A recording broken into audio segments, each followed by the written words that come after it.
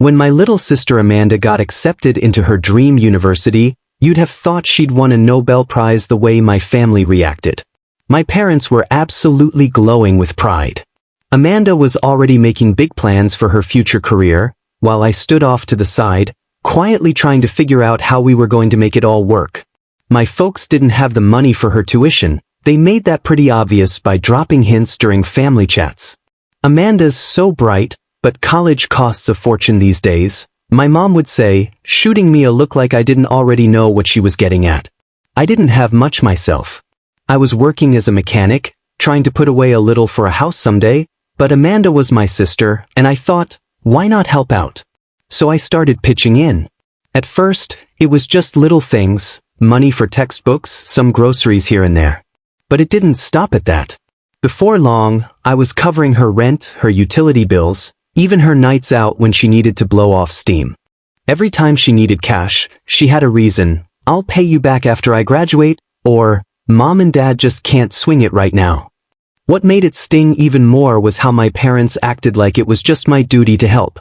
Family looks out for each other, they'd say, as if I wasn't already running myself ragged with 2 jobs just to keep everyone afloat. Meanwhile, Amanda acted like the sun rose and set just for her. She'd post pictures of fancy meals and weekend getaways, grinning like she wasn't living off my hard work. I kept telling myself this was just for now. Once she finished school, it would all pay off, I thought. But deep down, I was starting to feel bitter that my own life was stuck in place while hers was moving ahead at full speed, and I was the one footing the bill. I hoped things would settle down once Amanda got used to college life. I figured she'd see how much I was doing for her and maybe show a little appreciation, but if anything, she just got more entitled. The first real red flag was how she started spending. While I was skipping meals and working late nights to cover her rent, Amanda was showing off her new clothes online, designer purses, the latest shoes, expensive dinners, the kind of stuff I couldn't even dream of buying for myself. At first, I tried to make excuses for her. Maybe she picked up a part-time job, or maybe she was just putting on a show for social media. But when I asked her about it, she just brushed me off. Everyone at school dresses like this, she said. I don't want to look out of place. It wasn't just about the money either. She treated me like her personal A-team, never once asking how I was holding up or if I needed anything. My parents weren't any better. Whenever I tried to bring up how much I was struggling, they'd guilt-trip me into staying quiet. She's your sister, my mom would say. She's working toward her future. You should be proud to help. But it wasn't just helping, it was giving up everything. My weekends were gone, my savings were wiped out, and that house I'd always wanted? That was out of the question. Meanwhile, Amanda couldn't even be bothered to say thank you. Instead, she'd call to gripe about her professors, her job, or her roommates. She never once asked how I managed to juggle 2 jobs just to keep her going.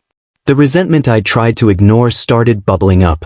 I was sick of feeling like my life didn't matter as long as hers was moving forward. The real breaking point came when Amanda casually brought up the idea of studying abroad for a semester. She didn't even ask if I could afford it, she just assumed I'd handle it. I think it would be such an amazing experience, she said over the phone, sounding so carefree. The program costs a bit more, but it's a once-in-a-lifetime thing, right? I just sat there, gripping the phone, trying to wrap my head around what she was asking.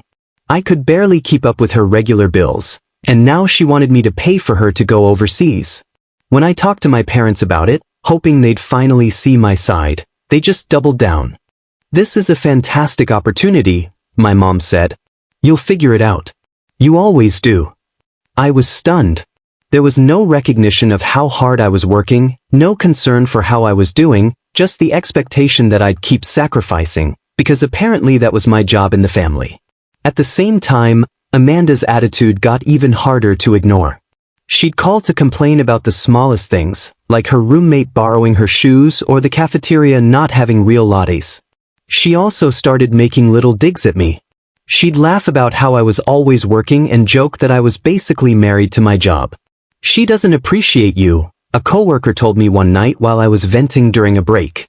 You bend over backwards for her, and she acts like you owe her. For the first time, I started to think maybe they were right. Family dinner was supposed to be a simple get-together.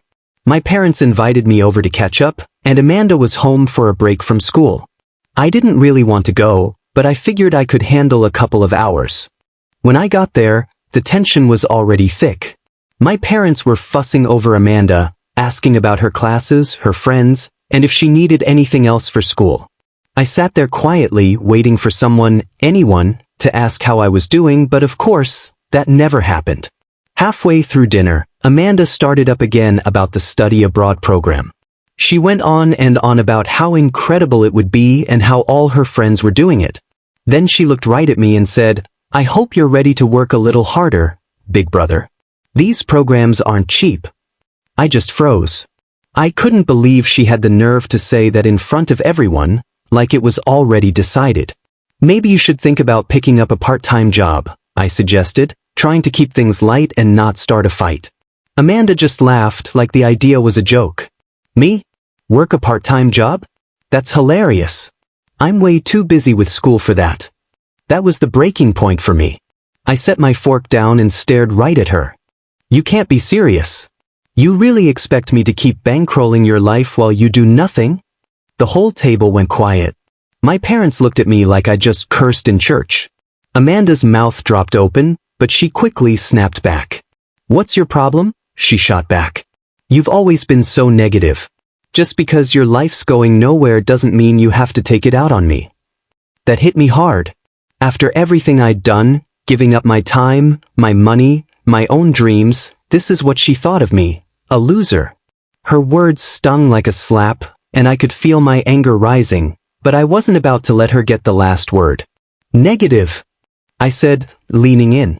"You think I'm bitter because my life's stuck? My life's on hold because I've been too busy paying for yours." My parents immediately jumped in to defend her. "That's out of line," my mom said sharply. "You're her brother. It's your responsibility to help her." "My responsibility?" I repeated, letting out a dry laugh. When did it become my job to work myself to the bone so she could live it up? When did I sign up to give up my whole future just so she could have hers handed to her? Amanda crossed her arms and rolled her eyes. "Here we go," she muttered, playing the martyr again. That was it for me. I'd had enough. "You know what?" I said, getting to my feet. "Call me a failure all you want, Amanda, but at least I earned everything I have. What have you done? Nothing.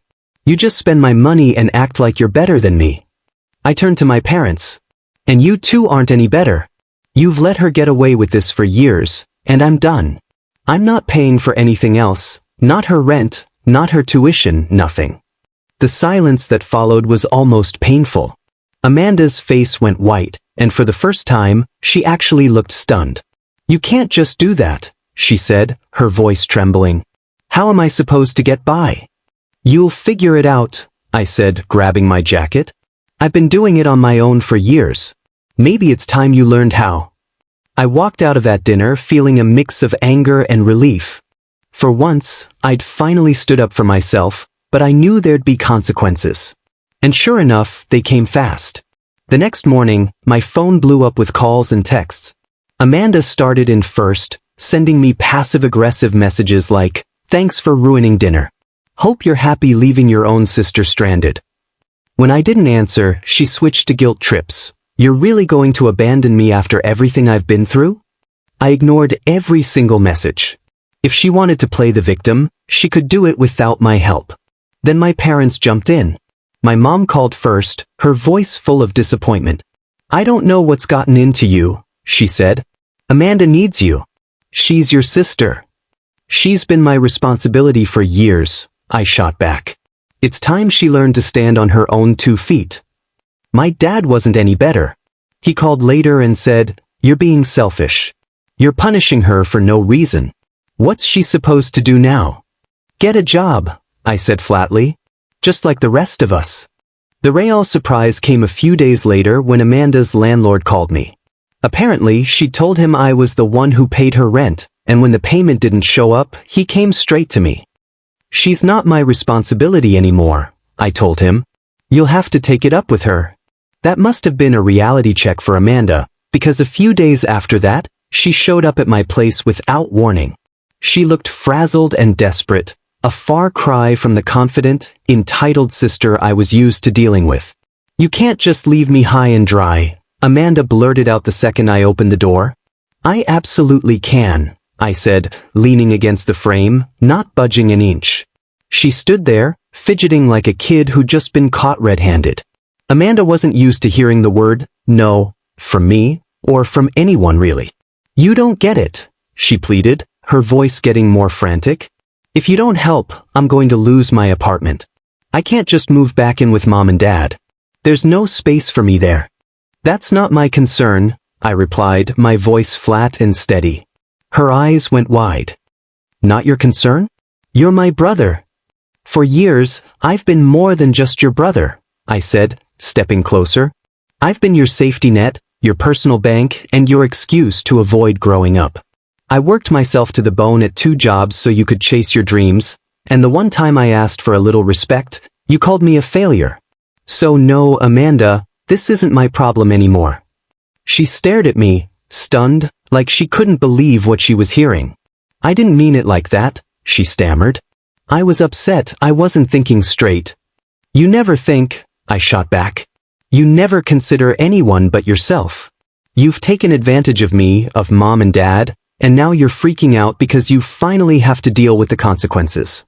That's when the waterworks started, big, dramatic sobs that might have worked on someone else, but I wasn't buying it anymore. "I'm not going to let you guilt me into changing my mind," I said firmly. "You need to figure this out on your own. Get a job, learn to budget, do whatever you have to do, but leave me out of it." She didn't like that one bit. "You're being heartless," she snapped, wiping her face. "Family is supposed to help each other. That's what family does." "No," I said, my voice steady. "Family supports each other, but they don't take advantage and call it love. Until you understand that, don't bother coming back here." I closed the door, cutting off whatever excuse she was about to make. For the first time in a long while, I felt like I had control over my own life. After shutting the door on Amanda, I braced myself for the backlash. She was never one to keep quiet, and I knew she'd spin the story to our parents. Sure enough, the next day, my phone rang off the hook. Mom started in with her usual guilt trip. "How could you do this to your sister?" she demanded. "She's struggling, and you just abandoned her when she needed you most." I didn't sugarcoat my response. "Struggling? She's been living off my paycheck for years, acting like she's royalty. Maybe it's time she learned what struggling really means." Dad jumped in next, accusing me of being cold and ungrateful for everything they'd done for me. That part actually made me laugh. "Ungrateful?" I said. "Are you serious? I've been bankrolling Amanda's lifestyle while you two cheered her on like she was some kind of superstar. Meanwhile, I've been busting my tail just to keep her comfortable." The more I spelled it out, the quieter they got. By the end of the call, all they could say was that I was tearing the family apart. Amanda, on the other hand, had a full-blown meltdown. She filled her social media with vague posts about being let down by people who only care about themselves. She even had the nerve to start a GoFundMe for her rent, claiming she'd been blindsided by some emergency. Her friends chimed in with fake sympathy, asking if there was anything they could do, but the donations barely trickled in. Turns out, people weren't as eager to bankroll her lifestyle as she thought. Meanwhile, the family drama spread like wildfire. My aunt called, saying she'd heard I was being unreasonable, but after I explained what was really going on, she changed her tune fast. "She really thought you'd keep paying her rent?" she asked, totally floored. "Welcome to my life," I told her. When my parents showed up at my door, I realized just how deep this mess had gotten. It wasn't just Amanda's entitlement anymore, it was the whole family acting like her problems were mine to solve. They didn't stop at guilt trips, either. My mom started telling everyone I'd failed Amanda and let the family down. Suddenly, cousins and relatives I hadn't heard from in years were messaging me with things like, "It's not right to let her struggle," or "Family should always come first." But as the days went by, Amanda's act started to fall apart. I heard from mutual friends that she'd been evicted and had to move back in with our parents. Of course, that wasn't enough for her. She made it clear she expected to be pampered there, too. One friend told me she overheard Amanda griping about the food at home. "She's mad that her parents don't cook her real meals," my friend said, laughing. "She even joked that they should hire someone to take care of her now that you're not around." Hearing that just made me more certain I'd made the right call. If my family wanted to keep enabling her, that was on them. I wasn't going to keep running myself into the ground for someone who couldn't even say thank you. Amanda's downward spiral kept going. She moved back in with my parents, who treated her like she was helpless, spending what little money they had left to keep her comfortable. At the same time, they kept blaming me for her situation, acting like I'd done something terrible by finally saying no. I heard from relatives that Amanda was still spreading lies about me, telling anyone who'd listen that I'd abandoned her when she needed me most. She left out the part where she'd been living off me for years, acting like she was entitled to it. But her problems weren't just about money anymore, they were social too. Word got out about her GoFundMe stunt, and the same friends who used to join her for expensive dinners stopped answering her calls. Without me footing the bill, she didn't have much to offer anyone. Everything finally boiled over when my parents called me, completely frantic. Turns out, Amanda had racked up a mountain of credit card debt, on a card in their name, no less, maxing it out on yet another shopping spree. They were desperate, begging me to bail them out because they couldn't handle the payments themselves. I couldn't help but laugh at the irony. After all those years of them backing Amanda, making excuses for her, and painting me as the bad guy, now they had the nerve to come to me for help. "This is your problem to deal with," I told them, my voice steady. "You made the choice to keep supporting her. You looked the other way every time she crossed a line, and now you're facing the fallout."